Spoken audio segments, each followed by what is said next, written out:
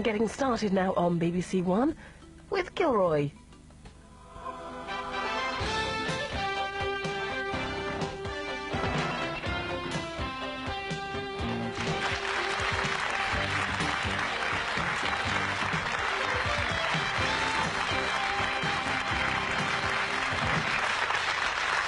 Good morning, everyone.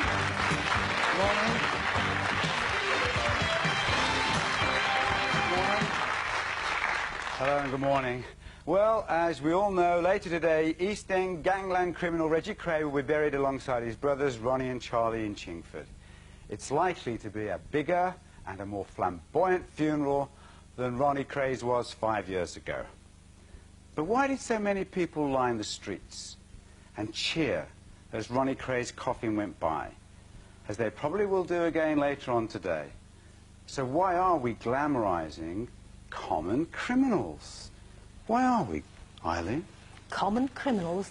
Well, what else are Ronnie and Reggie were the most glamorous men I've ever seen in my life. They were common criminals. I don't care about that. The first time I ever saw them, I was in the Miss World contest. I could not believe how glamorous they were. It was quite a while ago, yes. But that doesn't matter. That was very unchivalrous, Bernie. They were ungentlemanly, They were very glamorous, and they were immaculately turned out, beautifully mannered. I've never forgotten them, and all over the years I've sort of kept in contact with them. And that's You met them when you were Miss United Kingdom? Yes, I was in the Miss World contest, and I've kept in touch with them. I used to sort of mix socially with them, and I've always been impressed by Why would you want to mix socially with common criminals? But they weren't common criminals. But they I were. thought Hollywood had hit town. You've only got to see, when they came through the door, I honestly thought Hollywood had hit town. OK, in Ronnie's case, it was a touch of the Al Capones, but we won't go into that. But they were Hollywood. They were definitely Hollywood. That's what's relevant, what we won't go into, the Al Capones. And that's why, when I go to the funeral later on this afternoon, I will step out of a 12-seater stretch limo for Reggie's sake, because if Reggie's looking for me up there or down wherever... This is a stretch limo we've got on the screen. This is what the thing you're hiring for the funeral this afternoon. That is my favourite stretch limo. Reggie would approve of that, and when I get out of that, I'm bringing Reggie in death what he loved in life and what he would see more of if he hadn't been incarcerated for over 30 years. What are you bringing him in death? I'm bringing him the glamour that he loved. He loved glamour. He epitomised glamour. You'll be bringing a big wreath as well? I will, yes. I will not tell you the words, but the words will tell the world what I thought of the man. And what did you think of him? I thought he was marvellous. I thought he was the epitome of style and glamour, and absolutely marvellous. And when he got older, he was a very sensitive man, and he writes poetry. He wrote, I'm awfully sorry, but I still feel he's with us. They tortured people, they extorted money from people, they intimidated people, they frightened people. Reggie had a twin brother who was slightly unbalanced, we know that. Ronnie was the stronger half of the two in that... Do you think they're glamorous? I was emotionally involved with him. I've never heard so much rubbish in my life. The Krays was murderers, they was gangsters. You name it, they were. Whatever they was. I have lived in Tower Hamlets all my life, Bethnal Green. I live just 7 minutes, 8 minutes drive from them now. I used to work for a firm where we used to sit outside their house and see the goings-on in Mellons Road where the mum lived and brought them up. These are criminals. The people today, the media, television, newspapers, and the people like yourself and others around you, they just go there. I'll give you an instance, if I may. When the younger brother was buried on that particular day, obvious, it was in, as you know, coming down from Bethnal Green Road, and the police stopped all the traffic. I had to go to the bank up in Bethnal Green on the corner there, and obvious, because the police were stopping the traffic, I had to walk up there and coming back. And when I come back, getting here, there was lying 3, 4, 5 deep on the curb. And as I come along, I spotted my young sister, and I tapped her on the shoulder, and I said, "What are you doing here, Reen? Haven't you got anything better to do than stand here and watch this?" "Oh, no, I must see this." I said, "What are you waiting for?" She said, "I'm waiting to see all the film stars." Style and glamour is never outdated. That's why we carried it on for them. We don't care about the scruffy yobbos of today. Can I tell you, if I may, I live 7 minutes walk from the Blind Beggars. I detest acting to live behind Blind Beggars. OK, there's new owners passed on and on and on. I lived there, fed and born in Tower Hamlets, and I was there. No, I don't have to live. I'm not a gangster. I'm not a criminal. I've been brought up the way to respect people, and I respect the police very much. And yes, I know. And I'll tell you what, I believe. the police officer, Nipper, who Nipper Reid. actually done Nipper Reid, I reckon he should have been made a knight. Hang on, Tommy. Not the people who get the knights today. Robert, my dad knew them a lot of years ago. Now, if the crime you got now, you would not have had them days, and you wouldn't have... You cannot walk up Whitechapel no more. It's dangerous. So you can't. Did you think they were glamorous? Put us away, if they'd been here now, you would not have... That's a separate question. We'll come on to that. We'll come on to whether the streets are safe or not. I know Tommy's got some views on that. Glamorised them. Have we glamorised them? I don't think they're glamorising. Admittedly, they did two things wrong. They stepped upstairs, they were scallywags. But why do we make so much of a fuss? Why she's talking about glamorising? Why is he saying that his sister goes there to kind of see them and treat them like film stars as if they're sports idols? They'll get more attention than our Olympic athletes. Robert, the way it was in them days, when they had the clubs and all that, it was about that. It was about a lot of clubs in them days. Barbara Windsor was there, all other people used to go there. That's just the way it was in them days. We've got pictures of them with all kinds of people, yeah. So... They sought the glamour, obviously. They actually went out seeking people like Barbara Windsor, Joe Lewis and all the rest of it. That's just the way it was in them days. But what I'm saying is now... What is now, Whitechapel now, if they were in Whitechapel now, you would not have the crime like you've got now. Right. Muggings you have now, of nursing staff... You think they That's glamorised them? drug-related, surely. I think, basically, like, when you're looking at the glamorise, who glamorised them in the first place? Yeah. You know, I think that was basically a lot to do with the media and the press. Who brought them to the public's attention. So, whether they courted it, or, you know, or whatever, I think that's where you've got to look at it in the first place, is that they was actually glamorised by the media and the press. Bernie? I can't speak for when the Crays were free, but when the Crays were in prison, particularly just before Ronnie died, well, after he died, I was one of 12 people who was invited into Maidstone prison to make the arrangements for Ronnie's funeral with Reggie in it. And the arrangements they made in that room on that day isn't what happened on the day of that funeral. They didn't glamorise themselves. The only people who glamorised that funeral were the fools, But the hangers-on. They were glamorised gangsters. before that, though, Bernie, weren't they? The funeral. Well, I can't talk about it before, but I can talk about the day of that funeral. The only people what turned that thing into a sick circus, because that's what it was. You're talking about a dead man in a box. And you think it's going to be the same today? Why do you have bouncers guarding a dead man? Why do you have bouncers guarding Reggie the other week, a 5-stone man dying of cancer? It wasn't for... No, I don't love it. I wouldn't go to Reggie's funeral because it's sick. Everybody loves it, otherwise why do they do it? Why are they there, 10 deep? Why are the cameras... Because they're there to promote themselves. You can understand. No, but you can understand why they're there. You can understand why his sister's there. You can understand why a lot of people might go there because they say, OK, this is an event. It might be all the horses and all. They go to beauty. It's out of curiosity. No. And I saw the newsreel. We've just shown a clip of. What I couldn't understand and what you didn't hear in that newsreel was the cheers. Lots of times, loud cheers, not just one or two. And this is people cheering people, individuals who've been put into prison for murder. Well, what No, I can't get you from there, my friend. What they were I'm talking basically to cheering, I think, at the time, when Reggie was let out to Charlie, his last brother's funeral, Reggie had been incarcerated for 32 years. I think he was being cheered for that. He's been incarcerated for I longer. think this is where you should stop and think. They were glamorised thugs and murderers. They weren't even successful. They didn't die rich people. They spent many years of their lives in prison, and I think they gloried in what they were. And I will tell you a story of how I met one of them. I was leaving the office to have a drink with a colleague, and I was called to the telephone just as we reached the door. By the time I reached the pub, he'd gone. So it was empty. I bought myself a beer. I'd taken a book, and I sat in the corner, and just then a man came through the door. He had Old Leg written all over him. He went to the bar, he ordered a drink, picked up his beer, and came to my table. So I said, "You can sit down." I laugh now, how arrogant I was. And You pulled. he said, if your friends knew who I was, they wouldn't want you to have me at your table. I said, when my friends dictate to me, that's the time I'll worry. As long as you behave yourself, you may sit at my table. And who was it? It was a hilarious half an hour. He was trying to stop smoking, I was. He talked of the underworld the entire time. He told me about prison.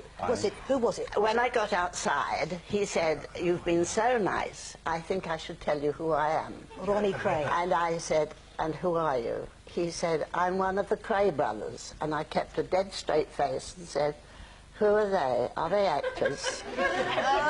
And he was And he gobsmacked because I But you're didn't still here to tell the recognise him. tale, so he wasn't that much of a criminal, was he? I mean, he was. Hang on, Eileen, Tony. If the truth be told, they weren't very successful criminals, probably, but that's not probably glamour, is it? because of the glamour. The minute that they posed for that shot... Right, the David Bailey. Absolutely, the minute that was it, fate sealed as gangsters, basically, because everybody knew who they were, everybody had a mark there for, you know, when the stories that... There are so many of them. Which town did they go to? Liverpool, Manchester, Newcastle, all turned away because everybody knew who they were and reputation preceded them. And, you know, people were ready, people were waiting, and they weren't successful because they were of all playing that, gangsters, that's why you didn't Playing gangsters? They were playing gangsters. Ivan, you defended them. Hang on, we'll ask a man who defended them 3 times. They were only play acting, they were playing gangsters, were they? Of course they were, catching their coats. Well, that wasn't the evidence. The evidence is that they weren't play acting. They were for real. And 2 thoughts occur to me from having heard the discussion. One is that they just missed capital punishment by 3 years. And I think that they would have expected to have, when caught, died. Yes, I once asked Ronnie Cray whether he believed in capital punishment, and he said yes.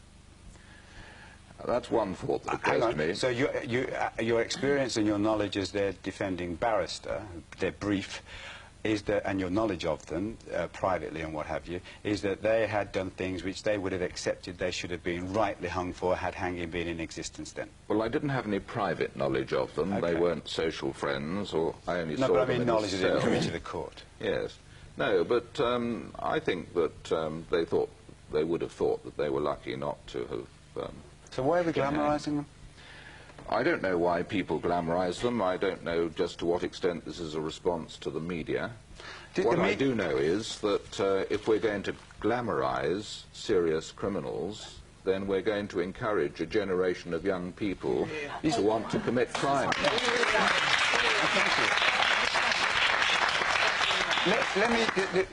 I'm quite struck with this, and perhaps it's just a little hobby horse of mine, but I've got 2 obituaries here. It's usually said it's the media. It's been said very many times today it's the media that have glamorised them, and it's usually these kind of newspapers, po-faced, self-righteous newspapers like The Independent and The Guardian. You say, oh, it's all the tabloids, it's the red tops. And here you've got The Independent, right, newspaper, which actually self-righteously said we will never have a picture of the royals on our front pages. And look at that, that's the amount of space they give to a common criminal, Reggie Cray. Enormous amount of space. More space than they give the next day to one of our most foremost psychiatrists who's done an enormous amount of good, Robin Skinner. The Guardian gives that amount of space to an obituary of Reggie Cray. Far more than Howard Winston, who was the featherweight world champion boxer and did a lot of good for charities. What does that say about the Times and the Telegraph? The Times, I gather, said it wouldn't have an obituary, and the Telegraph certainly hasn't produced one to my knowledge. What does that say about it? What's going on here? What it shows is the double standards of the media. They pontificate against crime and those who commit it, and then they publish their books. Lynn? Robert, I think, you know, everybody's saying the media glamorises them, and I believe they do. They are there, aren't they? Respectable, so-called. They like to think they're respectable, highbrow newspapers. But the other people that glamorise them is, excuse me, but the people that don't live on this planet... You're looking at Eileen. Yes, I certainly am looking at Eileen. Yes, I am. You know, wannabe stars like Barbara Windsor and Eileen. Well, she was a star. She was Miss UK. 5-minute wonder. Every pickpocket and every little thief all of a sudden knew the Crays and were glamorised over it. You know, I don't necessarily think it was the Crays themselves, but every little bad boy in the East End said, I was a runner for the Crays, I did for the Crays, they've written books. They were probably nothing. They're bad criminals. They should have been locked away for life. And I, for one, am glad the last of them is dead. And let's forget them. Is she talking about you, Tommy? Because part of the glamorising of them is this kind of myth, perhaps it isn't a myth, but seems to be a myth that's been established, that the streets were safer in the East End when they were around. Is that true? Yes, it is. Yes, it is. I can only tell you what I know. And I knew Reggie and Ronnie for 40 years. And all this, they searched for stars and it. Important people looked for them. Why? Because they did. Show people business looked to be seen with them. We got one of your pictures, Joe Louis. Joe Louis. There you go. World champion. Yeah. Why was he Barbara Windsor. The wannabe star, Barbara Windsor, you know. Millions of people watch her every day of the week. The wannabe star. Who is there, who isn't on this planet? That's what I want to know. The streets were safer. You're pointing the finger at Lynn now, Yes, are you? I am. Yes, I am. And the other guy there. Bill. The streets were safer. But were they people were safer. Were they a police force? Were they a private police force? Ask their victims if the streets were safer. Ask their victims. What victims? Anybody at the end of a crime Tell me is a one of their victim. victims, will you please? Oh, I don't actually know. I work with victims every day of my life. Can you tell me any of the crazed victims, please? John, can you tell me? You're living. Tommy? You've got the three murder cases. Jack the Hat. Well, oh, sorry, he's a victim. He was a human being. He was running round the West End, full of drugs and full of booze, with a sawn-off shotgun, looking for those bloody craze to kill him. Hey, you're not allowed to say that word! Sorry, not the bloody craze. No, you're not allowed to say that word! All right, I am sorry. He's going to murder them both. He was still a victim. He was a man that was murdered by them. He was a crazy junkie. You've got George Cornell murdered by them. So you can take, so somebody else can take it into their mind and decide to just eliminate him, can they? Yes. We can forget the rule of law, can we? No, there is no right. rule And what of about if law. somebody did that for you then, Tommy? They did. Somebody They shot me through the head. Who did? They shot me. Never mind about who did. Oh, well, They I want to shot know me who through the did. head. Well, we don't want that kind of society, do we, Tommy? Where people who have no training, have not been elected by anybody, take it upon themselves. Shot me. Hang on a minute. No, you can't. Go on, John. Right. Can I just say... Streets were safer. Then you had the other man. Hang on a minute. I'm going back to Then you had the other gangster, Mr. Cornell. You know, I'm Jack the Lad, walking round. Ronnie Cray is this and Ronnie Cray is that. And then when he was dealt with... Oh, what do you mean dealt with? What do you mean dealt with? What did he do? Shot in the head like he had deserved. A quiet word in his ear, like, yeah. I think Tommy's read too many books. No one said No, I that. haven't read too many books. They were friends of mine for 40 years. It's not reality. I sat with them in Parkhurst every day of the week. Calm down. Every It's not day of the reality. week. He's not reality. They are reality, It's not mate. reality. It's people like you that are not reality. Not reality. Can I just say that I used to head up the flying squad at Scotland Yard, and before that I was... Say no more. Well, that's all Say right, no Tommy. more. I mean, we How much did you earn? we did a good job on you. How much did you earn? Hey, Well, I earned my wages biggest gang quite of crooks successfully. you are worse than the Crays. After that tribute... Let him have his say now. Can I say, I was born and brought up in the East End of London, and my stamping ground was around Roman Road and the pubs around there and so forth. And as a kid, I had never, ever heard of the Crays. So this notion that they were this omnipotent presence throughout the East End of London is total and utter rubbish. They had no influence on crime in the East End of London at all. Nothing whatsoever.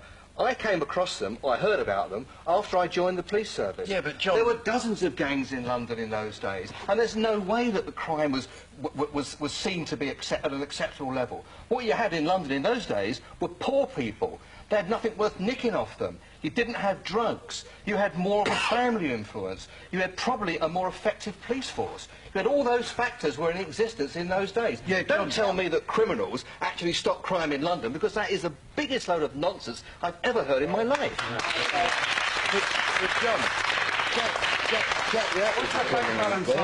Jack the Hat was a criminal. And what would have happened if it had stabbed Reggie Cray? Okay, that's one. That's one. What would have happened if Cornell had shot Ronnie Cray? All right, that's would they have got a 30-year recommendation? Okay, but leave those two alone. You're telling us the streets, Tommy's quite vehement about it, that the streets were safer, that you didn't kind of mug old ladies, you didn't burgle. No, you didn't. You didn't. Oh, you're telling me there were no burglaries in the East End in Bethnal Green in the 60s? Well, come on. Well, you had a Even I've been around a bit. I mean, even I know that's a load of Come on, Robert, you had a guy on here the other... Oh, but you're telling us they kept order in their manor. Well, they did. And everybody was so scared of them, nobody burgled, but they did burgle, and they did mug old ladies, and they did rob people. You had a gent on here not so long ago. He was an out-and-out burglar. Who? Lenny Arton. What, on my programme? Yeah, on your programme, yeah. I hope you're not libelling him. So what's he got to do with it? So what's that got to do with it? Well, So you're saying that he's... No, but they talk about what Ronnie Cray done to him. I know people that were in the Esmeralda's barn when he said that Ronnie Cray put a poker to him and he done his eye and that. You know, it never happened because Reggie Cray stopped it. Oh, so he shouldn't have gone to prison either, Robert, then? Well, they all knew what So they that's were. all a load of fairy tales, all that stuff. You know, since we were in there, it was all political. It's all political, You cannot compare the 1960s to the year 2000 on crime. You can't. It's completely different. No, but honestly, hang on. Nobody's... I absolutely accept that. Nobody's making that comparison. Of course, crime has increased in the East End as it has elsewhere. In Birmingham, in Glasgow, Liverpool, Sri Lanka. Everything's changed. But what we're talking about, they're all saying the streets were safe. Yeah. But the bottom line is, in the 1960s, the media coverage is a big thing of this, because the media coverage we receive now compared to the 1960s is completely different. Nowadays, I've been watching photographs. Hang on, what do you mean we? Who are we? People, general public in Britain. Basically, we can sit now today watching what's going on in Yugoslavia. It's a terrifying sight we're seeing in Yugoslavia now. Now, something which happened in Yugoslavia in the 1960s, we probably wouldn't have found out within about 7 days. Now we can find out about it within 7 minutes via a satellite link. And that's what I'm trying to say, that because of the media and the way it's changed, we now hear about things a lot more. Right. The craze, basically, the Cray name sells. Rubbish. The bottom line is, I started off in the past, if you can just give us a second, Bernie. I started off, basically, by selling a lot of merchandise for the Craze. It was a marketable thing. I sold T-shirts, bags, mirrors, that kind of thing. People buy it. We'll come to that. I want to come on to that in a moment. What we're talking about now is not what you're selling, is whether the streets were safer. Helen, you've been trying to get in between these two a long time. Safer, much safer. I think nothing of walking home in the dark after a party or something, 2 or 3 in the morning. Oh, I don't know, about 18. You do know how old you were in the 60s. What do you mean you don't know? Listen to us. No, if you're telling us you've got first-hand evidence, we've got to... Yeah. How old were you when you were walking... About 18, 17, 18, coming home from parties, whatever, with friends or on my own. I think nothing. I wouldn't think that I was going to be attacked. Okay, but was that any different to it? I wouldn't go out at 6 o'clock at night. No. Of course you wouldn't. Of course you wouldn't now. But you might have done the same thing in Liverpool 8. You might have done the same thing in Summer Lane in Birmingham. You might have done the same thing in the Baubles in the 60s. The area that I knew. Yeah, but we're not comparing like with like then, are we? These, Tommy and Eileen, are saying they actually made that particular part of London almost a haven for law-abiding citizens. They managed to clone the Cray twins years ago and had the Crays in every village, every town. It would have been a safer country, never mind a safer manner. It's totally ridiculous. The idea that the Crays were some kind of private police force going around the East End of London and knocking on little criminals' doors didn't exist at all. I mean, that's the sort of thing that happens in Northern Ireland nowadays, where somebody goes up with a shotgun and a rifle, and it's not right there, and it certainly wouldn't have been right. The protection rackets and intimidation. They were in there frightening people, earning money from these people out of crime. They ran protection rackets. No, they didn't. Can I really agree with the police? They weren't protecting the public, for sure. Hang on, Bill, I can't, please. Yes, Tommy. I know Reggie and Ronnie for many, many years. And I know people who opened businesses, small clubs, and the gangs that you're talking about went in there and started breaking things and smashing things. Every Friday, we'll come in here and we'll pick up £50 to insure you. 2 days afterwards, another gang would be in. Break this, break that. Every Friday, we'll come in and we'll pick up 45 or 80 quid or whatever they wanted to protect you. The man's at his wit's end. He phones Reggie and Ronnie. On Friday evening, Reggie and Ronnie are standing in there. There's no violence, there's no guns, there's no noise. They did it for free. I really agree. They're standing there and the gangs come in. So where did... You see, I'm not allowed to say what I'm saying. Of course you are, Tommy. Let me ask you a simple question then. So where did Reggie and Ronnie get their money from? Where did they get it from? They won on the premium bonds, did they? So what I'm saying, you will hear. Where did they get the money from? The gangs came in, and Reggie and Ronnie said, you do not come near here again. You do never come near here again. And sorry, we didn't know. We're looking after this place. Where'd they get the money from? I'm trying to tell you if you'll listen. I am listening, but get to the point, Tommy. The guy who owned the shop or the club of us was only too happy to give them 20 or 30. Yes, a donation. Yes. A voluntary. Tommy, listen, I might not have lived in the world you lived in, but I lived in a pretty rough world, and I know what a voluntary donation means. He knows what a voluntary donation means. Come on, Tommy, you know what a voluntary donation means. Telling you Even Ivan, like closeted and protected and nurtured as he is, our former Tory Member of Parliament knows what a voluntary donation is. Don't you? Was it safer? What do you mean, no? You were there. You were around, right, Tommy? You probably knew Reggie and Ronnie, they were glad. They paid them a lot less and they got a lot more security. So they got it on the cheap? Yes. Oh, right. And got a lot more security. So they were still criminals, but they were just... Nobody's denying they were criminals. Instead of Lynn here having to pay them... having to pay Bernie £20 a week... She's me a tenner. She's paying you a tenner. That's right. And that makes you better than him, does it? Of course it doesn't. Yes, it does. Ivan, what's your view on this, Ivan? Well, the streets safer in those days. The view that if Ronnie and Reggie had been around today, the streets would have been safer is total nonsense. The reason why the streets aren't safe today is that between 60 and 80% of all crime is committed by people who are on drugs or need drugs, and they weren't around. Drugs weren't around in Ronnie and Reggie's day, and they would have been totally helpless in controlling anything. That was not the question. The people who burgle and the people who rob was not the question. And the people who commit nearly all of the crimes today, in London in particular, I can't speak for other parts of the country, do it because they're high on drugs or need them I agree with you. in order to be high on drugs. The question was, were the streets safer in those days? Yes, but they were. And you they were. And the reason they were, when I was young, there were 30 million people in this country. Now there are 65 million people in this country. You've been busy. Leave it there, Tommy. I'm Tommy is quite convinced. Yes, we all are. There's much more crime around nowadays than there was. And of course there are, but it's not just in the East End, it's everywhere too. We're actually doing a programme on it. Have you been mugged? If you have, give us a call. You know what the number is. Are you afraid to go out because you're afraid of mugging in your area? Were you mugged and did you actually fight back? Did you get hurt?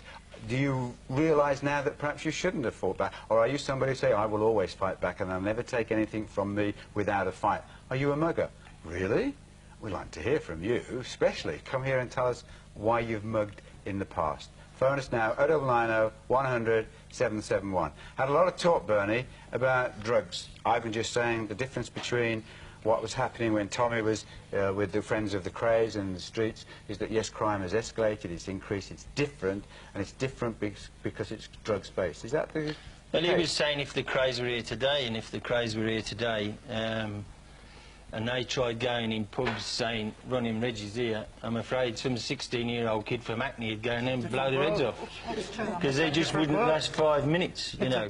You're another one of those that believe... Another one of what? Another one of what? Just now, code of honour. Just now I tried to talk to you, you waved me down. Right now you want me to talk, I'm going to talk.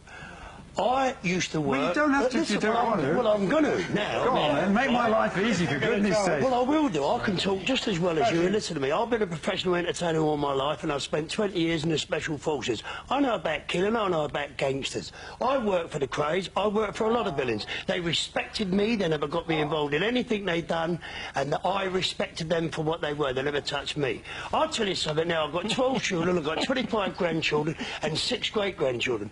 I wouldn't let my 25-year-old daughter go to a nightclub. I wouldn't let them go after 6 o'clock at night. Old age pensioners can't walk the street. They can't come down in my pub and have a drink because they're frightened, yeah? I'll tell you what the code of honour was then. You did not take a liberty with someone else's wife. I'm talking to you, listen. I'm listening. They did not take liberties I with thought you someone were else's pointing at wife. Tommy. And don't we look alike, by the way? Anyhow, you do not take liberties with someone else's wife. You do, all right, you're a drug dealer. That's your business, mate. Doesn't matter. what there's a man sitting down there who got paid a lot of money to defend the craze. He got paid for it. You talk about glamorising. In show business, we do love the clap and the applause. It makes us feel good. I've done my apprenticeship in the roughest pubs in the East End of London, and my friend, people like you, used to come in there and drink half the time as well, yeah? And I've done my apprenticeship in It wasn't a crime. Policeman to have, oh, it might have been on duty to have. Oh, yes, it is. What do you think of all this? I've apprenticeship. There is a force for breath isn't here today. There's no... I see a 4-year-old kid last week in Tesco's kicking his mother because she wouldn't buy. What's that kid going to be when he's 15 years old? What would you He kicks a load of old codswallop. Why do you think that? Well, I come from Bethnal Green. I was born in the East End of London. And I can remember as I was 12 when war was declared, and my mum used to have to... That's why the streets were safe, because the houses there, they had nothing to be stolen from. My mum used to pawn her wedding ring Monday morning to get food for us kids. So the craze couldn't come and hold them up, because they had bloody nothing to give them. What is it? When we got bombed, the first people around here were the police and the fire brigade, and they used to rob them. The police used to go in the jewellers and get all the gold. Don't shout at each other, you can't hear either. Let Bill respond. Every Monday morning the right is right. She is right. She is right. So did I. The Craigs had everything. No, they didn't have everything. They didn't. Where is all the money to stay in the... They didn't have everything. They're not here. All you're doing is talking about people who are dead. They're not here to defend themselves. They are thugs and they be glorified by people like yourself. Should we be making money, Steve, out of these criminals? Oh, you too! Oi, oi! Should you be making money out of crime, Steve? We've discussed this, you know, across this earlier on. I mean, the bottom line is the Crane name's a marketable. It's a marketable name. You look at the name, and it's a name which stands out. It's a strange name. I was 15-year-old at school when I was influenced by it. I remember as being a 10-year-old, I remember seeing Ronnie and Reggie Cray coming out of a prison van to attend their mother's funeral in 1982, and I managed to, a strange set of affairs, pass my English exam by reading John Pearson's book Profession of Violence. Now, I had an interest, strange interest. I know when you're 15, 16 years of age, you're at an impressionable age. I passed a percentage of my English exam on that and decided to write to the twins. I got letters back. Obviously, they had a lot of time to spend writing to somebody like me, but I believe they had a lot of people who used to write to them on a regular basis. I kept up the pen-pal relationship, and eventually I started, you know, visiting both Ronnie and Broadmoor and Reggie, who was at the time in Gartree. And I don't regret it for 1 minute. I still don't know and can't explain to anybody here or the public watching why I got involved with them. What was the fascination? I don't know. I mean, I remember the image. I remember the still images. You must have analysed it. Yeah, I mean, I think I was naive at the time. Certainly, I mean, I'm 28 now. As I've come forward, I've managed to take the goodness out of it. I met the twins and Charlie as rehabilitated prisoners. Obviously, both Ron and Reg. Ron was obviously in a mental institution. Reg was, you know, in a succession of prisons. Charlie was a free man, and I took a lot of good out of those, out of the three people. They both spent, Ronnie and Reggie had both spent over 20 years in prison, and they were changed men. Obviously, you know, Sir Ivan Lawrence is here in particular, Les Martin, people who knew the twins in the 60s. They'll have seen the change. I only ever knew them as the old gentlemen, the old granddads, if you like. But you've written a book about them. Yeah, at the moment I'm in the process of looking for a publisher for my book, The Craze, the Geordie Connection. Basically, I'm, you know, talking about my experience. You feel comfortable exploiting criminals to make money? I spoke to Charlie about it before, before he passed away in April, and told him that I was putting a book together. I mean, at Ronnie's I'm not worried funeral, about him. Yeah. I'm worried about perhaps their victims or other people. It doesn't really I mean, it does concern them because obviously the Crane name will again be in the spotlight, but it doesn't concern them because it's not a rehash You're of in the a old way stories. helping to contribute to their kind of myth or their fame or their glamorisation. Yeah, I mean, I certainly don't deny that. I work every day of my life with victims of crime, and I work with people who've had their children murdered, and time again... What's that got to do with the craze? Absolutely nothing to do with the craze. Their victims weren't somebody's child. Everybody is somebody's child. And I work with people, and some of the children that were murdered were 35. They still have a mother that mourns for them. And time again we have people ringing them up. Hugh Collins in Scotland. the craze. Somebody's written a book. You know, we talked to a family in Scotland. They found out how their father was murdered by watching it on a television programme, and the murderer having his photograph taken at the graveside. You know, everybody wants to buy books about criminals. Will the same people that are at the funeral this afternoon, did they go to Sarah Pane's funeral? It's a genre which, unfortunately, though, people are really interested in. That's why the merchandise I produced as a youngster, i.e. calendars. But you did the merchandise. You did I used to do a lot of the T-shirts, T-shirts, mirrors, cups, bags, you name it, tea towels, everything apart from toilet roll holders. People used to want to buy it, and it was a marketable avenue which I saw. That was the business I was in at the time, and it's something which I thought, well, at the end of the day, people buy it. Why don't you produce it? It happens. Charles Manson in America. There's people walking around with Charles Manson T-shirts on in this country. Yeah, but it doesn't make it right. It doesn't make it right, but people are going to buy it. And the press are just as much to blame, because at the end of the day, talking about those obituaries that you were talking about before, Robert, why do it? Because those people know the obituaries about the craze. People go and buy every paper. I agree with you. I don't understand why they do it. I can't understand why they give it. Jean, can I ask Jean first? Sorry, Bernard. I know you're a gentleman like Tommy. Quite honestly, I don't think that anyone should make money out of crime. And all you're doing is encouraging other up-and-coming youngsters to go at it. I can't agree with it. I can't agree with it. Sorry to interrupt. No, all right. There's two reasons. I've got really bad news for you and really bad news for you. You saying that the craze will reform. Who are you talking to? Right? Hang on. Both don't start Tommy off. The anger's on, you know. Reggie was involved in drugs while he was in prison, and in the sale of drugs in the clubs where I worked in. As you know, Charlie died serving a sentence for selling drugs, so don't give me all that. Oh. I was innocent. So the jury was wrong. Leave it. The next point, right? No, these people fitted him up. Well, these people fitted him up. Listen, Reggie Craig worked with us doing drugs. I've got tapes and everything of him, right? About selling drugs in this country. So don't tell me, because I know, you know what I mean? Okay. Right? We'll leave that. Let me leave that for 1 minute, right? Leave that for 1 minute. Right, there's at least good reasons for writing crime books. I said Mr. Betts accuses me of murdering his daughter. The men convicted of the Range Rover murders have protested and accused me of those murders. And so there's a good reason for me to put my side of the story. Because I am not guilty of either of them offences, right? But if you're not guilty, you don't have to write the Essex Boys story. What's the name of the title of your book? Essex Boys. It is Essex Boys, which is the same as the film. Same. That is actually...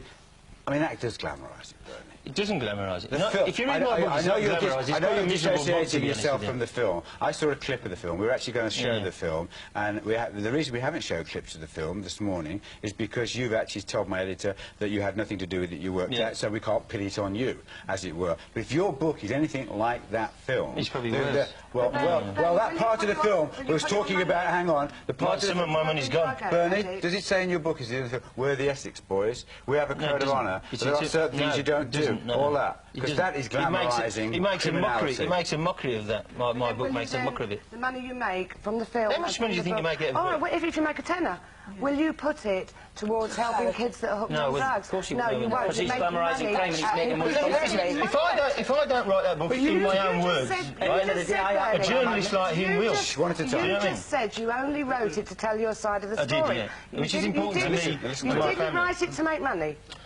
Of course I made it to write money. Exactly. So it was both. If I don't write it, a journalist will. And it's better in my words, because I was there, than his, who wasn't there. Give the money to helping the kids that you affected. Are you going to give your money what you earned? I do. I do. For you. I put money into a charity. I run a charity. You're a far better person than me, good luck to you. And I work to keep that going. So I do. There's no justification for either criminals writing books to re-cash in on the crimes that they've done before, or other people writing books to cash in on their name. And if anybody's watching this today, and there might be one or two watching, they should not buy these books. Victims can write books too. But okay, but what about policemen write books too? Yeah, I don't think they should do that. You don't think police? You shouldn't do. No, I don't think the police. So Robert Mark, the commissioner of Scotland Yard, as it was then, the Metropolitan Police, he wrote his autobiography. I'm sure another one. I know that because I actually reviewed it. But he wrote. He wrote two books, and he also advertised Firestone tyres. Now you might say that he was cashing in on his badge when he did that. Secondly, you've got to look at it. Now, Bill, no, come on, no, hang on. You might have a code. I've got a code. Please, Lynn. Hang on, Jamie. I've got a code too. and we're fair to everybody here, and we talk one at a time, and we let people take their turn. You've had a good run, Bill, and you, Tommy, really good run. I know he's spoken once, but he hasn't spoken as much as you. Hang on, Tommy, now, come on, please, play the game. But it seems to me that it's market forces, and if there's a demand for these type of books, then it'll be there. What are you going to have, censorship, and stop people selling books? I look at someone like... Are you saying that because you're having to defend people like Sir Robert Mark and police like perhaps yourself? Have you written a book? No, I haven't, no. But you might. I've contributed to a book, but not, but purely, so purely on an academic point of view, which I didn't get paid for. OK, but you've got, in that case, you've got to defend him too, haven't you? No, because what's sauce for the goose is sauce for the gander. This is a matter of civil liberties and living in a market economy. It's free market and it's market forces. If people demand it and they want it, there'll be someone will supply it. I've got no problem with that. That's the society that we live in. No, I'm not talking about criminal offences. No, I'm not. I'm talking about censorship. Jean? And I don't believe in censorship. Jean? Well, Robert, I have a problem with that, because I don't think that anyone who's been locked up for murdering someone should benefit in any way. Exactly. And I was in Central Station in Glasgow when our notorious Jimmy Boyle, another scumbag, his book was on the book stand, and this man was standing beside me and he was leafing through it and he was going to hand it over to buy it, when I said to him, "Are you going to buy that book?" And he said, "What's it to you?" And I said, "Well, I don't think you should be putting money in Jimmy Boyle's pocket. If you're going to buy it and he's going to give the money to victim support or someone, buy me, I'll buy it, I'll buy dozens." It doesn't happen. They get rich on it. I don't care how, Bernie, you're saying you don't get rich on it. You're still making money. And if you make a shilling... But I was not locked up for anything. I'm not saying that. I'm not saying that. So, wait a minute. You had an argument with this man at the bookstall over Jimmy Boyle's book? Yes. And did he buy it? No. You stopped him buying it? Yes, I stopped him buying it. We call her an enforcer. You've been very voluble, but quite thoughtful. Very quickly, what do you think, how do we deal with, what should we do about violent crime? I need you to tell me in 30 seconds. I know that's hard. Be tougher. You do have to be tougher, yeah. I mean, I went through the rigmarole where you go to court, you get fined, you get probation, you get community service, blah-de-blah-de-blah. And when you're only 12 time, you know you're going to prison. So it's no big shock. Maybe if you start the other way around, prison first, and then the other way round, you might have some results.